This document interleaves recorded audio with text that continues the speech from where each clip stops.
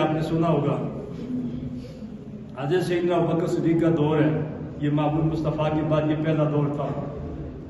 تو آپ نے لشکر بھیجا لڑائی کے لیے، اس میں ثابت بن قیس بھی تھے۔ میں یہ مختصر کروں گا، پورا واقعہ نہیں سناؤں گا۔ یہ ثابت بن قیس لڑائی لڑتے لڑتے شہید ہو گئے۔ اب انہوں نے زرہ پہنی ہوئی تھی، تو ساتھ والے ایک ساتھی نے سوچا یار یہ آپ کس کام کی، یہ تو بیچارہ مر گیا، لہٰذا میں لڑائی لڑوں گا، کام آئے گی۔ وہ زرہ اس نے اتار دی۔ اس نے کہا اس کو کیا پتا، آپ تو مر گیا ہے۔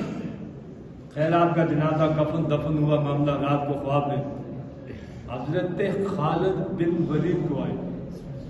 حضرت خالد بن ولید کو خواب میں آئے کہ کل میں لڑائی لڑتے لڑتے شہید ہو گیا، فلاں مقام پہ پڑا تھا، وہ سب سے آخر میں جو اجرا ہے، وہ سب سے آخر میں جو ٹینٹ لگا ہوا ہے، وہاں فلاں ابن فلاں نامی بندہ ہے، اس نے میری جگہ اتار دی ہے، اور اتار کے اس نے باہر رکھ کے اوپر ہانڈی اٹھا دیا، اور ہانڈی کے اوپر اس نے اپنے گھوڑے کی زین رکھ دی ہے۔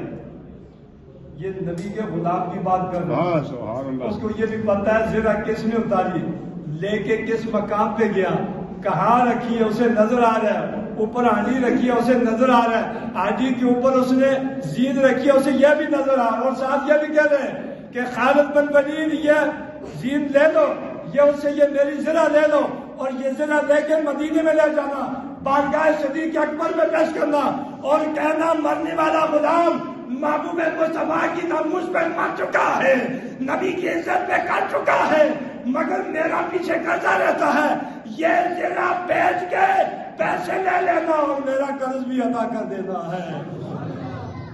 نبی کے غلام شہید ہونے کے بعد، وجود کٹ جانے کے بعد، پیچھے جو معاملات ہیں اسے بھی جانتے ہیں، کوئی ان کے قریب آئے اسے بھی جانتے ہیں، جو لے جائے اسے بھی جانتے ہیں۔ یہ شان ہے خدمتگاروں کی، سرکار کا عالم، سرکار کا عالم۔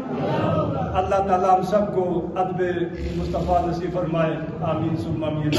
جناب آپ نے سنتے نہیں پڑی سمجھا تھا۔